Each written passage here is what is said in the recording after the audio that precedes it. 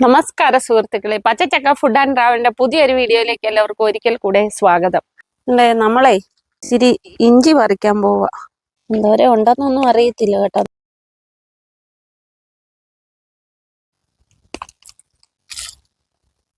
ഇനി വിളയാനുണ്ട് കേട്ടോ. ഈ തണ്ട് ഉണങ്ങി കഴിയുമ്പോഴാ ഇത് നന്നായിട്ട് വിളയുന്നേ. ഈ മേൽമണ്ണ് മാത്രമേ ഉള്ളെന്ന് തോന്നുന്നു നനഞ്ഞു കിടക്കുന്നു. അപ്പൊ ഇത്രയും മതി. ഈ ഇഞ്ചിയെല്ലാം നല്ലപോലെ ഒന്ന് കഴുകി തൊലിയൊക്കെ ചിരണ്ടി നന്നായിട്ടൊന്ന് കൊത്തി അരിഞ്ഞെടുത്തോണ്ട് വരാവേ.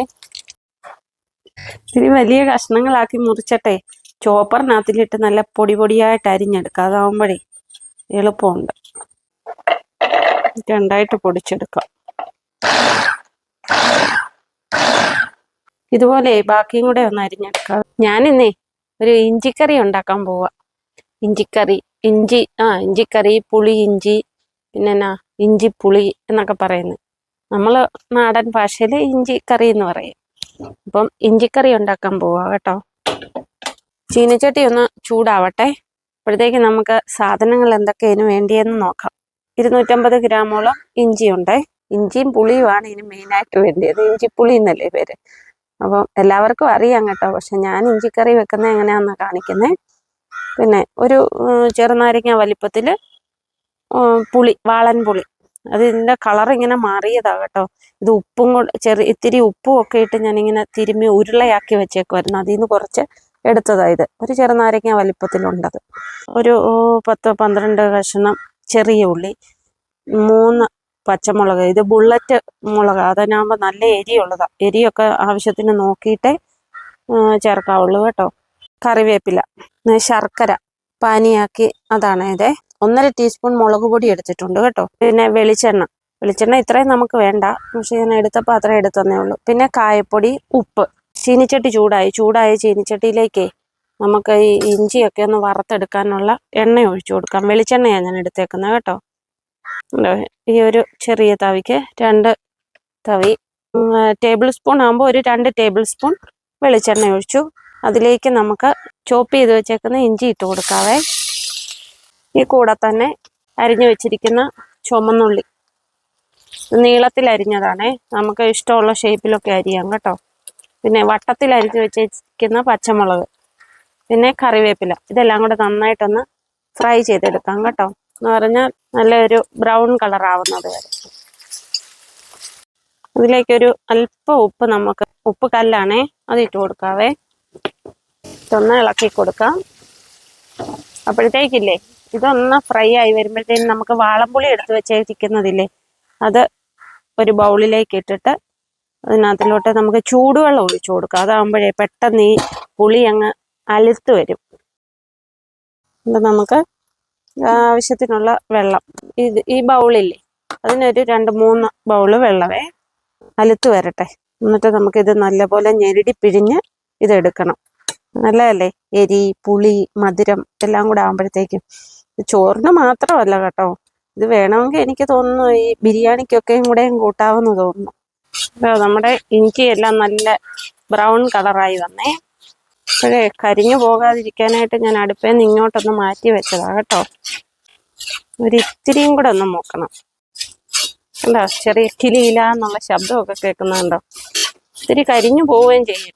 എനിക്ക് ഭയങ്കര ഇഷ്ടമാണ് ഇഞ്ചിക്കറി കേട്ടോ. എനിക്ക് ഇത്തിരി മധുരമൊക്കെ വേണം, എന്നാലും അതിൻ്റെ ഒരു ടേസ്റ്റ്. ചിലർക്ക് മധുരം ഇഷ്ടമാണ്, ചിലർക്ക് പുളി ഇഷ്ടമാണ്, ചിലർക്ക് എരി ഇഷ്ടമാണ്. അപ്പോഴേ കണ്ടോ, ഇഞ്ചിയുടെയും ഉള്ളിയുടെയും കറിവേപ്പില, പച്ചമുളക് എല്ലാത്തിനും കളറൊന്ന് മാറി. അപ്പോൾ ഇത് നമ്മൾക്ക് ഇങ്ങനെ ഈ സൈഡിലോട്ടൊന്ന് നീക്കിയിട്ടിട്ട് ഈ എണ്ണയില്ലേ, അതിലേക്ക് നമുക്ക് എടുത്തു വെച്ചിരിക്കുന്ന 1/4 ടീസ്പൂൺ മഞ്ഞൾപ്പൊടി ഉണ്ട്, അതിട്ട് കൊടുക്കാവേ. 1.5 ടീസ്പൂൺ മുളക് പൊടി.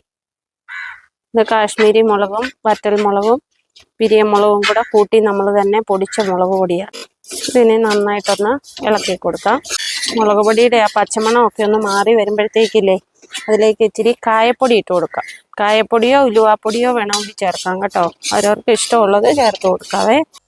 ഒരു 1/4 ടീസ്പൂൺ കായപ്പൊടിയും കൂടെ. തീയൊക്കെ കുറച്ച് വെച്ചിട്ട് വേണം മുളക് പൊടികളൊക്കെ ഇട്ട് കൊടുക്കാനേ. ഇപ്പോഴേ നമുക്കിനി എടുത്തു വെച്ചിരിക്കുന്ന ചൂടുവെള്ളം ഒഴിച്ച് ഞെരടി പിഴിഞ്ഞു വെച്ചിരിക്കുന്ന പുളിവെള്ളമില്ലേ, അത് ഇതിലേക്ക് ഒഴിച്ചു കൊടുക്കാം. ഇനി ഇതുണ്ടല്ലോ തിളച്ചൊന്ന് കുറുകി വരണം. ഉപ്പൊക്കെ നോക്കണം. അപ്പം ഉപ്പൊക്കെ നോക്കിയിട്ട് ഉപ്പിന് ആവശ്യമുണ്ടെങ്കിൽ ചേർത്ത് കൊടുക്കണം. ഇത്തിരി ഉപ്പൂടെ ചേർത്ത് കൊടുക്കാവേ.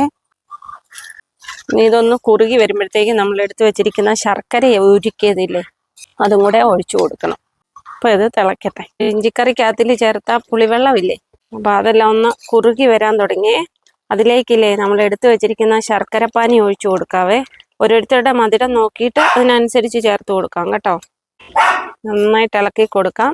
ഇത്തിരി നേരം കൂടെ ഇതിരുന്നൊന്ന് തിളച്ച് ഒന്നുകൂടെ ഒന്ന് കുറുകണം. പുളിയും മധുരവും എരിയും ഉപ്പും എല്ലാം കൂടെ ആകുമ്പോഴത്തേനും പറയുമ്പോൾ തന്നെ വായിക്കൂടെ വെള്ളം വരുന്നു. ഇത്തിരിയും കൂടെ തിളച്ച് വറ്റട്ടെ. കണ്ടോ സുഹൃത്തുക്കളെ, നമ്മുടെ ഇഞ്ചിക്കറിയുടെ കളറും ഒക്കെ മാറിയത് കണ്ടോ അല്ലേ? കണ്ടാ കൂട്ടാൻ തോന്നത്തില്ലേ? ഇത്തിരിയും കൂടെ വറ്റിയാലും കുഴപ്പമില്ല. പിന്നെ ഇതിരുന്ന് ഇത്തിരി കുറുവും കേട്ടോ, കാരണം ശർക്കരയൊക്കെ ചേർത്തിട്ടുള്ളതുകൊണ്ടേ. ഇഞ്ചിക്കറി പല വിധത്തിൽ വെക്കും കേട്ടോ, പക്ഷെ ഇതാണ് എളുപ്പം. എനിക്കിഷ്ടം ഇഞ്ചിക്കറി ഇങ്ങനെ വെക്കുന്നതാണ്. ഇത്തിരിയും കൂടെ കുറുകണം. എന്നാന്നറിയോ, ഇങ്ങനെ നമ്മൾ പ്ലേറ്റിലൊക്കെ ഒഴിക്കുമ്പോഴേ ഇങ്ങനെ ഒഴുകിപ്പോവരുത്. ഇങ്ങനെ ഇരുന്നിട്ട് നമുക്ക് കൈ കൊണ്ട് ഇങ്ങനെ തോണ്ടി തിന്നുന്ന പോലെ ഇരിക്കണം. അതാണ് കണക്ക് ഇഞ്ചിക്കറിയുടെ. ഞാൻ ഇടയ്ക്കിടയ്ക്ക് ഇത് ഉണ്ടാക്കും. നമ്മുടെ ഇഞ്ചിക്കറിയുടെ തീ അങ്ങ് ഓഫ് ചെയ്യുക കേട്ടോ. ഇത് തണുത്ത് കഴിയുമ്പോൾ നമുക്ക് ബൗളിലേക്ക് മാറ്റാം. കണ്ടോ, അങ്ങനെ നമ്മുടെ ഇഞ്ചിക്കറി റെഡിയായി. ഇങ്ങനെ ഉണ്ടാക്കിയിട്ടില്ലാത്തവർ ഇങ്ങനെ ഒന്ന് ഉണ്ടാക്കി നോക്കണം കേട്ടോ. അപ്പോൾ അടുത്തൊരു അടിപൊളി വീഡിയോയുമായി വീണ്ടും കാണാം. ബൈ.